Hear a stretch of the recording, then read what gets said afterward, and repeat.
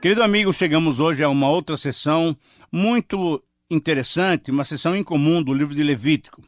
Hoje nós vamos estudar os primeiros 28 versos do capítulo 13. E quando digo que esta é uma sessão incomum, eu quero dizer exatamente isso. Por quê? Porque o livro de Levítico é incomum, porque está cheio de ensinamentos profundos para você e para mim. Cada parte do livro é incomum. E mesmo tendo sido escrito há mais de 3.000 anos, ele tem uma mensagem espiritual muito apropriada para nós na atualidade. Eu sei que você percebeu isso no capítulo anterior. Naquele capítulo nós tratamos sobre a lei da maternidade, isso é, sobre o nascimento dos filhos. E agora temos algo muito incomum à nossa frente. Bem, no coração do livro de Levítico se encontra essa seção sobre a lepra. E alguém já perguntou, isso tem alguma serventia para hoje? E eu quero dizer para você, meu amigo, que nós não temos nada mais prático do que essa parte do livro de Levítico que vamos estudar. Temos que recordar, entretanto, quanto à estrutura do livro, que esse livro de Levítico é um manual de santidade e que ele foi dividido em 5 grandes porções. Nós já mencionamos isso logo no primeiro programa do livro de Levítico, mas vamos recordar. Em primeiro lugar, as leis sobre os sacrifícios e ofertas, capítulo 1 a 7. Em segundo lugar, nós temos o início oficial do sacerdócio, capítulos 8 a 10, que também nós já estudamos. Agora, a partir desse capítulo, estamos bem no meio do terceiro lugar, que são as leis sobre purificação, que vai do capítulo 11 até o 15. Então, o capítulo 13, que nós estamos estudando hoje, é bem no meio desse capítulo, desse momento do livro de Levítico. Muito bem.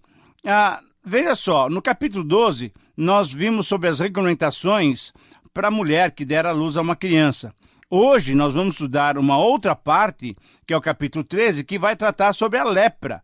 No próximo programa também terminaremos esse estudo e depois nós vamos continuar estudando as demais regulamentações. Só para completar o esboço, em quarto lugar, nós vamos conhecer as leis sobre o Dia Nacional de Expiação, no capítulo 16, e finalmente a quinta parte do esboço de Levítico está no capítulo 17 a 27, que são as leis sobre a santidade. E aí, você recordou o esboço de Levítico? Muito bem, isso mesmo. Temos que relembrar a estrutura geral para podermos ter toda a ideia do livro na nossa mente e assim nós não vamos nos perder nos detalhes. Porque, veja só, são detalhes valiosos, mas que devem ser vistos sobre o enfoque, sobre o propósito geral do livro. Espero que você esteja entendendo. E por falar em propósito geral do livro, eu espero que você também se recorde qual é o propósito de Levítico.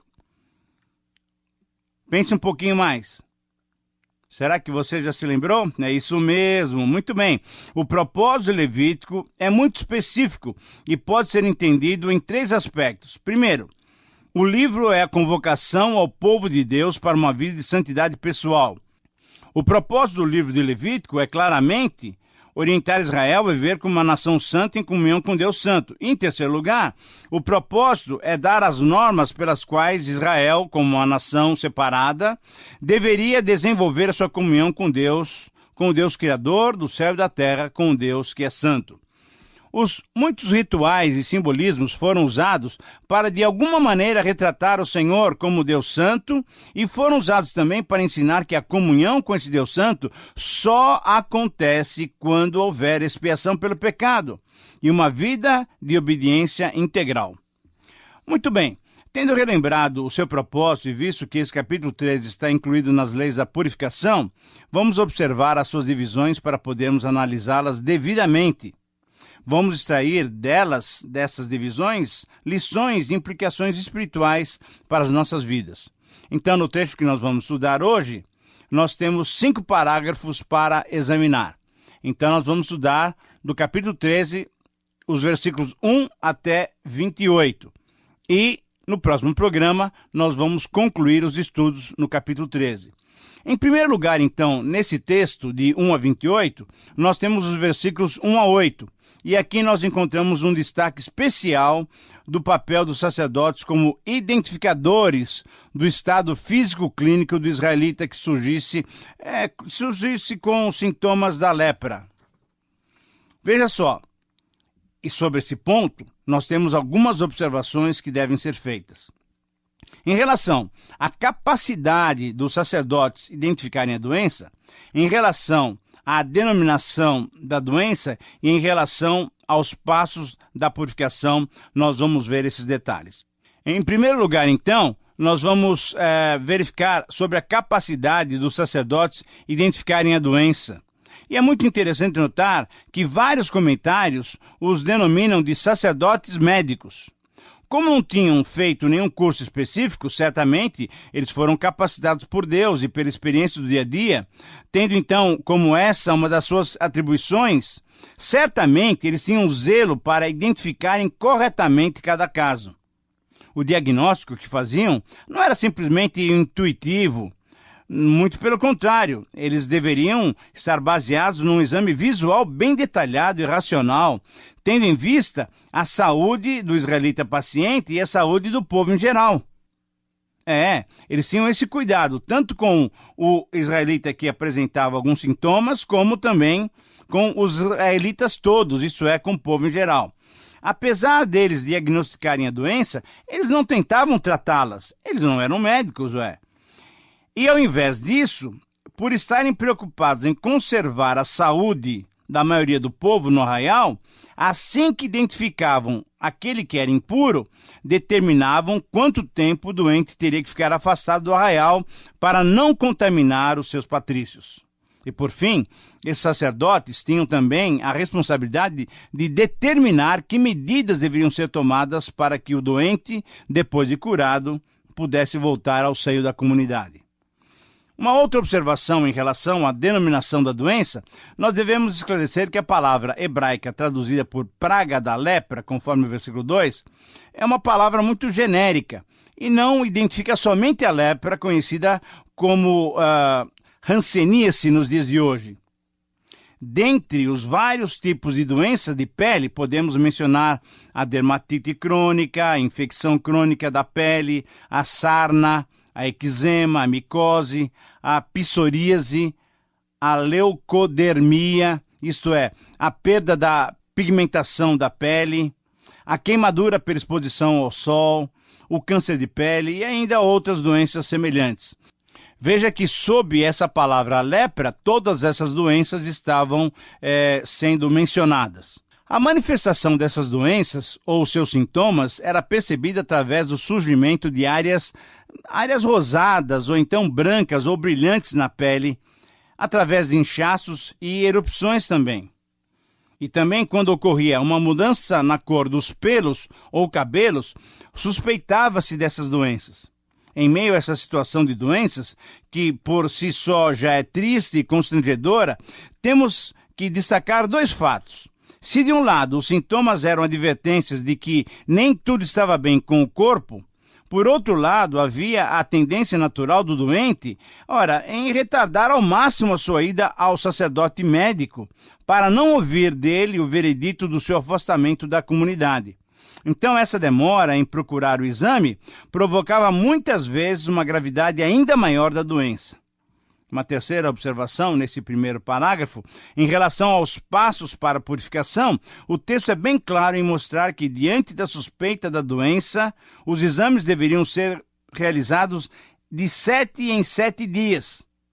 Ao final de cada semana, o israelita ou era considerado limpo e liberado para a vida em comunidade e também para a participação do culto, ou então ele teria que voltar a apresentar-se novamente depois de mais 7 dias de quarentena, ou então, quando fosse considerado impuro, ele deveria ficar isolado, fora do arraial. A razão de todos esses cuidados era preservar a saúde do povo como um todo. Agora vamos para o segundo parágrafo. Em segundo lugar, então, nos versículos 9 a 11, nós vamos encontrar uma definição clássica dessa doença que colocaria alguém como impuro. Inchaço branco na pele, pelos branqueados e ferida, ou então carne vermelha, viva, inflamada. Todas essas evidências eram confirmação de que havia doença que poderia contagiar outros personagens, outros israelitas. Esse doente por já estar em estado crônico, não precisava aguardar a quarentena de 7 dias, porque, na verdade, ele já tinha sido considerado impuro e certamente estava restringido nas suas atividades sociais e públicas. Em terceiro lugar, ainda nesse parágrafo, de 13:1 a 28, nos versículos 12 a 17, nós temos uma variação nessa questão das doenças de pele. Não havendo inchaços ou úlceras, não seria considerado imundo. Conforme o hebraico, se fosse o caso de uma despigmentação da pele sobre grandes extensões do corpo, muito parecido com o que hoje é conhecido como vitiligo ou vitiligem, em que as áreas do corpo em que essa doença aparece, a pele perde a cor natural, ficando esbranquiçada, o seu portador seria considerado puro. Normalmente, essa doença surgia muito mais nas pessoas com descendência negra ou de pele bem escura. O que faria o portador dessa doença ser considerado impuro seria o surgimento de feridas. Mas o simples desaparecimento dessas ulcerações na pele proporcionava ao sacerdote declarar novamente essa pessoa limpa e liberada para o culto público. O que se percebe através dessas orientações era o cuidado pela coletividade, não deixando que nenhum contaminado pudesse exatamente contaminar outros com as suas infecções. Mas percebe-se também que, além desse cuidado com a coletividade, havia o cuidado com o indivíduo. Deus não queria que nenhum israelita que quisesse adorá-lo ficasse sem essa oportunidade. Sabe por quê? Por uma simples falha de um sacerdote ou pela falta de um exame criterioso. Deus queria que tudo isso fosse feito muito meticulosamente. Por isso é que nos versículos 16 e 17 temos essas palavras. Se a carne viva mudar e ficar de novo branca, então virá o sacerdote, e este o examinará. Se a lepra se tornou branca, então o sacerdote declarará limpo o que tem a praga, está limpo. É isso mesmo. Eu sei que alguém deve estar perguntando, como é que poderia haver uma mudança de quadro clínico sem que fosse administrado nenhum remédio? Temos que lembrar, ou então temos que saber, que muitas doenças comuns da pele são doenças, olha só, psicossomáticas na sua natureza. E assim, olha, perceba bem isso daqui, isso é muito importante para nós, inclusive para os nossos dias. Essas doenças poderiam surgir repentinamente por uma situação de estresse, assim como poderiam repentinamente desaparecer se aquela situação que provocou o estresse tivesse passado. Por isso, assim que fosse considerado sem risco de contaminação, aquele israelita estaria livre para voltar a cultuar a Deus e conviver em sociedade. Querido amigo, muitas doenças que acontecem conosco e não sabemos bem a sua origem, a razão delas surgirem, podem ser reflexo psicossomático de situações que nos deixam abalados. Você sabe bem o que é uma doença psicossomática? Olha só, é um tipo de doença que reflete no exterior, isto é, no corpo ou na pele, uma situação que vivemos internamente, uma depressão, uma mágoa, uma frustração, uma ansiedade, enfim, uma série de sentimentos que guardamos no nosso interior e que depois são reveladas no nosso exterior. E que, vez por outra, transborda, ela se apresenta no nosso corpo de diversas maneiras. Essa é uma doença psicossomática. Agora, será que você mesmo já não experimentou uma situação igual a essa? Ou será que muitas vezes aquilo que aparece no seu corpo, como por exemplo, uma dor de cabeça, não é reflexo de alguma coisa que vai lá no seu interior? Lembre-se, nós cristãos podemos lançar toda a nossa ansiedade diante de Deus, pois Ele tem cuidado de nós. A pergunta é, você tem experimentado essa bênção, esse alívio de Deus na sua vida? Mas vamos prosseguir. Agora estamos nos versículos 18 a 23. Em quarto lugar, então, temos uma nova modalidade dessas doenças. Aqui, o relato mostra claramente o seguinte, que depois do sacerdote fazer um exame cuidadoso, ao constatar que a doença penetrava além da epiderme, essa camada mais superficial da pele, essa pessoa, então, era declarada impura. Se essa doença tivesse penetrado além dessa camada superficial, ele seria impuro. Essa inflamação que vai além da epiderme é aquilo que nós conhecemos hoje como furúnculo. Onde há pus. e, portanto, com possibilidade de contágio, de infectar. Ela é tão séria, essa inflamação, que se combate hoje em dia com antibióticos. Mas se, entretanto, a inflamação só tivesse na superfície da pele, e se fosse a cicatrização de uma ferida anterior, o seu portador, depois de 7 dias de isolamento, poderia ser considerado novamente puro. Veja, querido amigo, que todo cuidado, tanto pela coletividade quanto pelo indivíduo, eram tomados de uma forma muito séria e enérgica. E agora, finalizando essa primeira parte do capítulo 13, nos versículos 24 a 28, temos então as regulamentações sobre as doenças ou inflamações ocasionadas pelas queimaduras. Uma queimadura que ficou infeccionada, que produzira um furúnculo e uma mudança de cor dos cabelos ou pelos da região, provocaria também o quê? Uma declaração de imundície por parte do sacerdote. Por quê? Porque esse provavelmente estaria suspeitando de uma degeneração subcutânea, isto é, uma degeneração dos tecidos mais profundos da pele, que certamente seria contagioso. Entretanto, se depois de uma semana de isolamento e sob uma nova avaliação sacerdotal fosse constatado que essa infecção se estabilizara, então o sacerdote poderia declarar a pessoa novamente limpa. E aqui novamente se vê o cuidado divino para com o povo em geral, para que não fosse vitimado por doenças epidêmicas, mas também se vê o cuidado divino para com o indivíduo que quisesse adorá-lo, dando-lhe então totais condições para retornar ao culto público. Mas, querido amigo, é certo que alguém considere esses procedimentos impiedosos para com aqueles que estavam doentes. Eu sei que talvez você esteja pensando isso. Talvez você mesmo que me ouve agora, talvez você considere esse tratamento até desumano. Mas antes de criticarmos essas recomendações e essas regulamentações, temos que nos lembrar que o povo de Israel estava no deserto. Num ambiente insólito. Iriam passar mais 38 anos no deserto e depois habitariam na Palestina, numa região quente, em que há o favorecimento de doenças contagiosas. Além do que, devemos também considerar que as condições higiênicas dos povos daqueles dias eram completamente rudimentares. Por isso, todas essas regulamentações, Deus estava protegendo o seu povo. Mas certamente, além desses aspectos que visavam a saúde do povo, a higiene do povo e o bem-estar do próprio doente, temos que lembrar que havia um ensino espiritual em todas essas regulamentações. Pois um dos significados do pecado na Bíblia é a lepra, ou um dos significados da lepra é o pecado. Assim, nós temos que considerar esse aspecto espiritual para extrairmos lições que possamos aplicar em nossas vidas.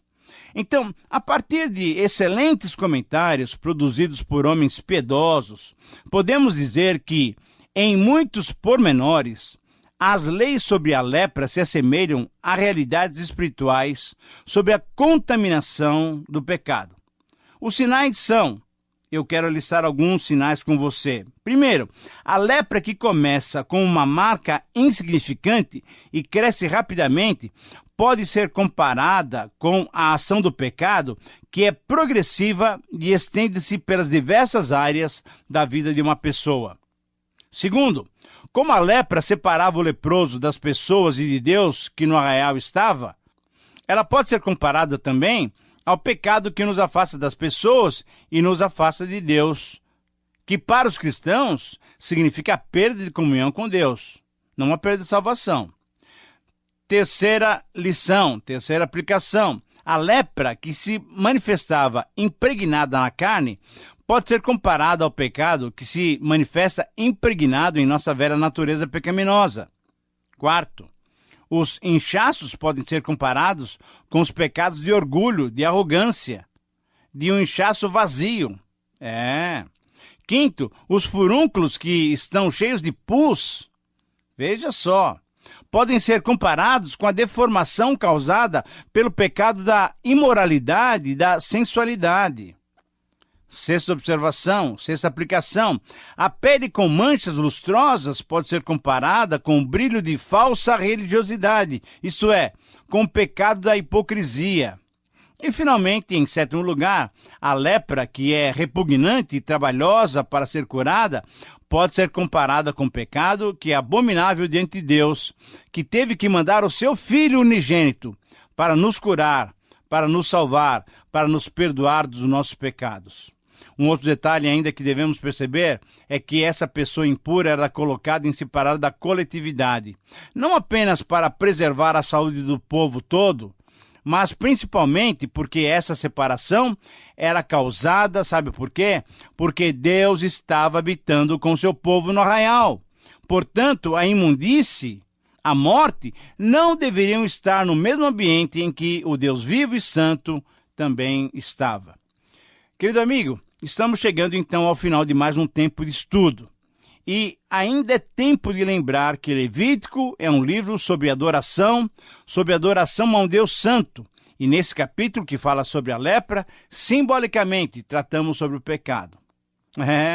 É isso mesmo. A lepra e os assuntos ligados ao corpo humano são os melhores símbolos da manifestação do pecado no coração do homem. Portanto, se quisermos adorar corretamente a Deus, temos que nos desembaraçar do pecado, assim como o povo de Israel teve que se desembaraçar daqueles que tinham lepra, isolando-os, mantendo-os fora da presença de Deus. Assim também eu e você temos que ter uma vida limpa, deixando essas coisas da velha natureza longe da presença de Deus.